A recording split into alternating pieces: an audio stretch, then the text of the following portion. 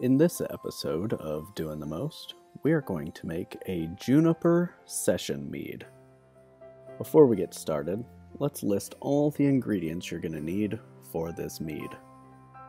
You will need 2 ounces of dried juniper berries, 1 ounce of Centennial hops, 1 ounce of Citra hops, 8.5 pounds of raw honey, spring water to 5 gallons, a couple of different yeasts. We're using Mangrove Jack's M05 Mead yeast for primary fermentation, and 1 gram, which is 1/5 of a packet, of EC1118 yeast.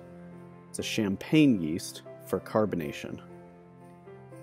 You're also going to need 60 grams of xylitol, which is a sugar alcohol derived from corn cobs and hardwoods, half a cup of honey, and 4 ounces of Maltodextrin powder.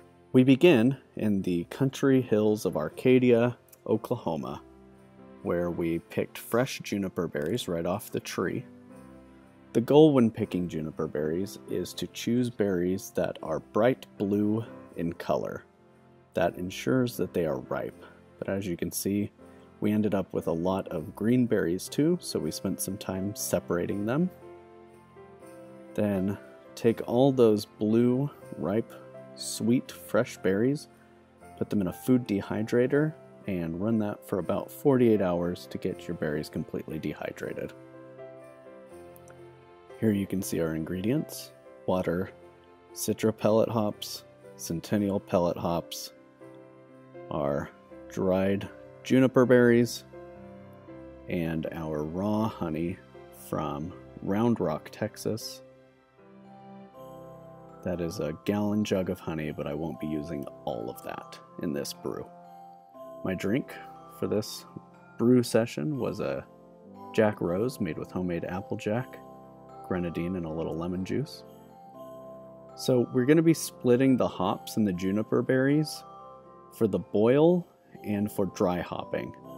So I'm crushing half the juniper berries here with a mortar and pestle, and they will go into one of the bowls of hops, and that's a half an ounce of each of the different kinds of hops in each bowl. Basically just splitting right down the middle to do a boil. Crushing these filled the kitchen with a pretty incredible juniper scent. It's very strong, aromatic, perfumey. Smell a lot of cedar and resin. So in a Dutch oven over medium heat, we will add 1 gallon of spring water and bring that just up to a rolling boil. I prefer to use spring water when I'm brewing because I think the mineral content helps improve the flavor of the final product. I know some folks will use distilled water because it has no mineral content and therefore contributes no flavor. I actually think the spring water flavor is a good thing.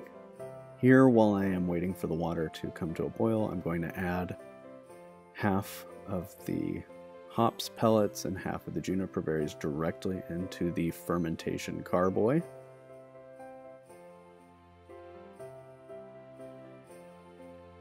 And 8.5 pounds of raw honey.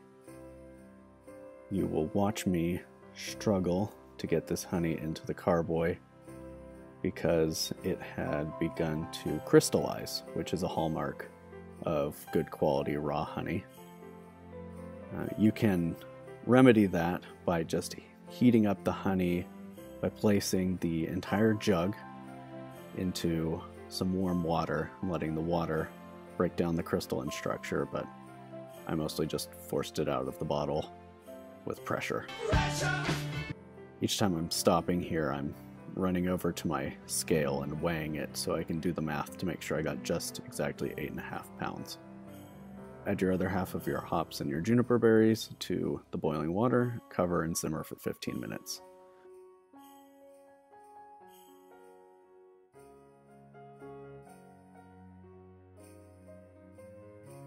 While that's simmering, I'm adding another couple of gallons of spring water to the fermenter.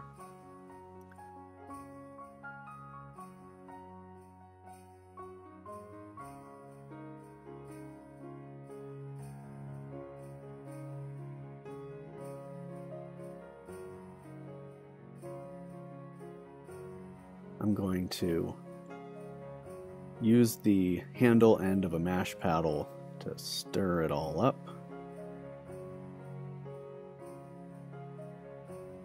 And this was quite a workout. That crystallized honey really took some effort to get homogeneous with the spring water. And back into my bucket of Starzan. Crush up 5 Campton tablets, and I let those sit in the must overnight for 24 hours while I wait for the must to come to room temperature, and that kills off any bad buggies that might have made its way into the must. Sanitized a sieve here, and I will be straining the solids out of the boil. So all we have is that hop and juniper tea left over.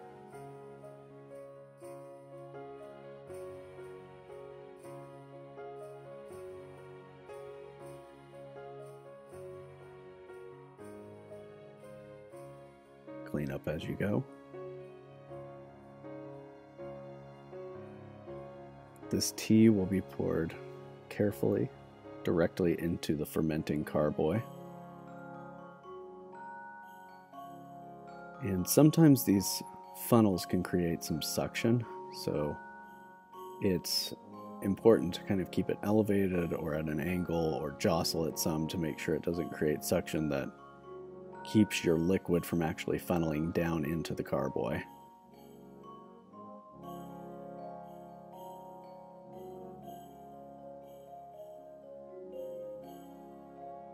Once that's all in, we will top it off with the remainder of the spring water up to 5 gallons.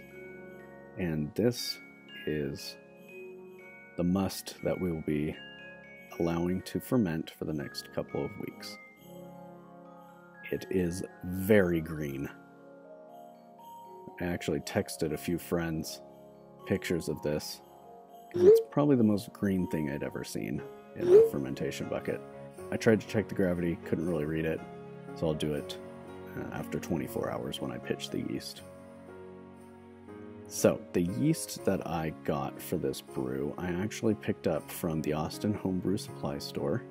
It is Mangrove Jack's M05 Mead yeast. I have not used this yeast before, but I figured I'd give it a go and see what happens. In 24 hours, I'll pitch the yeast and let this thing go. After 24 hours, I checked the gravity. We're at 1.060, and I am pitching in the yeast dry with no yeast starter. I've never felt the need to use a yeast starter, and it didn't feel like I really needed to start now.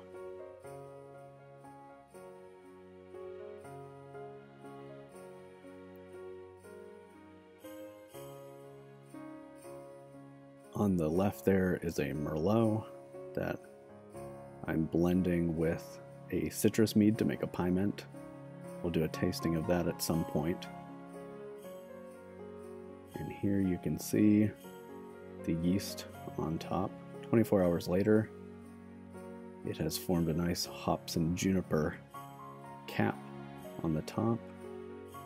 So you can tell that there's some CO2 going. And I threw in a teaspoon of diammonium phosphate for a little bit of nutrient. Carefully shake that down.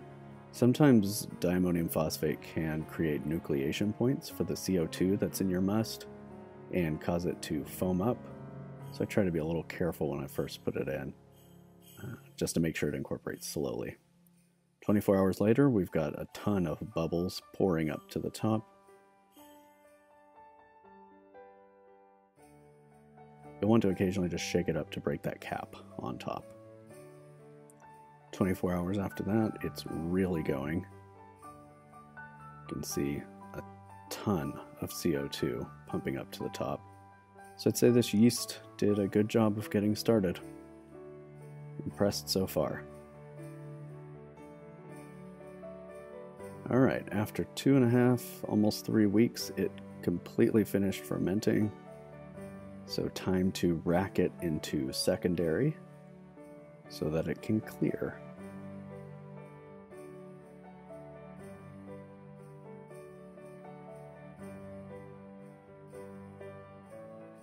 I always start my siphons with suction from my mouth. I know some people are using auto siphons these days.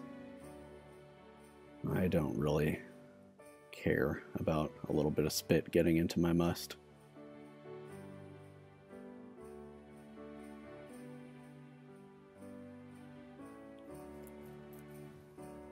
That is Starzan foam pumping out the top. My suction stopped when the racking can got a little clogged up with Juniper and hops, so I had to restart the suction here. Starzan foam is completely harmless in these quantities.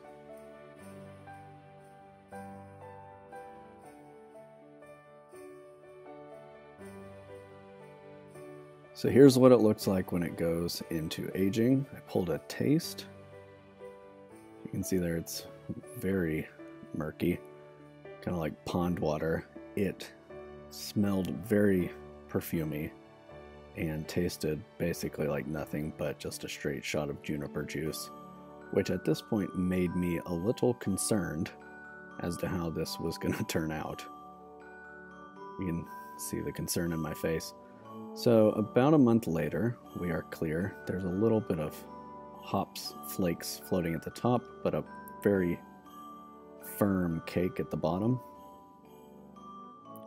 So we have some additives to get ready. This is 4 ounces of Maltodextrin Powder, 60 grams of Xylitol. Xylitol is a non-fermentable sweetener, and I'm using just enough to give the indication of sweetness. You should barely notice it. I mixed in 1.5 cups of spring water, and then over medium heat, you will have to stir an incredible amount to get all the maltodextrin chunks combined. This is my priming sugar. I here am using a 1/2 cup of honey for the full 5-gallon batch, so that way it will carbonate in the bottles. Stir, stir, stir.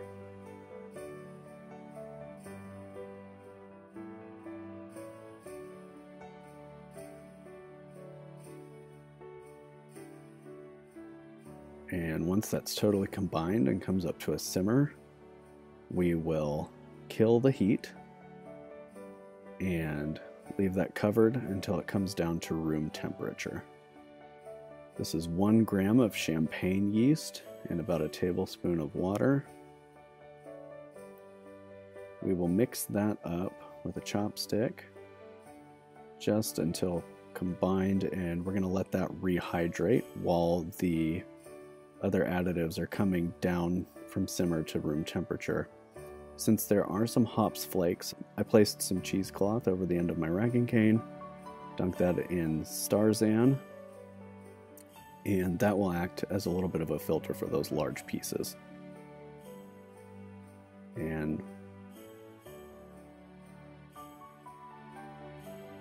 we're going to rack that from the carboy into a bottling bucket, and while it is racking, I will mix in the maltodextrin xylitol honey mixture and the rehydrated champagne yeast. And the goal, while this is racking, will be to create a little bit of a swirl with the racking tube, and by occasionally stirring with the mash paddle to make sure this is all homogeneous. That way every bottle gets an equal amount of the additives and the yeast, so that way everything carbonates consistently across the batch.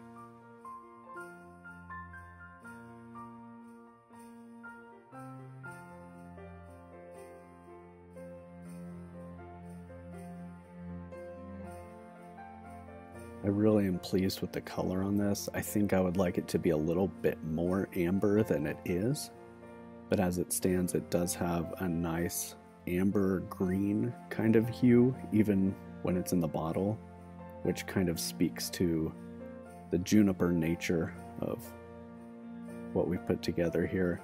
The juniper berries were from red cedar, which is less pungent than the common juniper.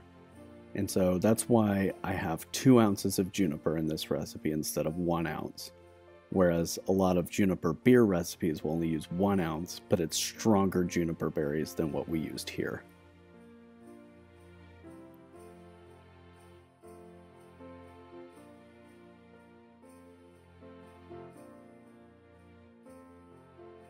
At this point, the whole kitchen smelled lightly of juniper, which was actually a really pleasant sign for me.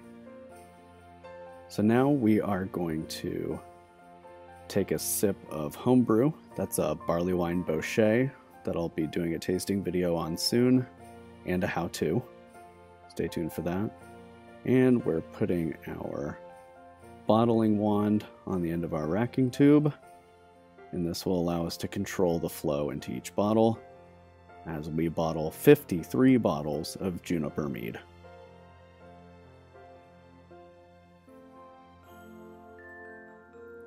All in all, it took about a half an hour to fill the bottles and cap the bottles, all on my own. Generally, I'll try and enlist some help for this, but I was having a weekend by myself. So here we go, all of these beautiful bottles. And my friends, this is what it's all about. So I pulled off a taste, and I am pleased to report that the juniper had subsided quite a bit and was actually relatively pleasant, not overwhelming on the palate, and gave just a slight kind of cedary, numbing sensation on the tip of the tongue, which is a positive. Creates a full mouth sensation of flavor and tartness. I'm really happy with this, and I'm looking forward to the flavor once it is done carbonating.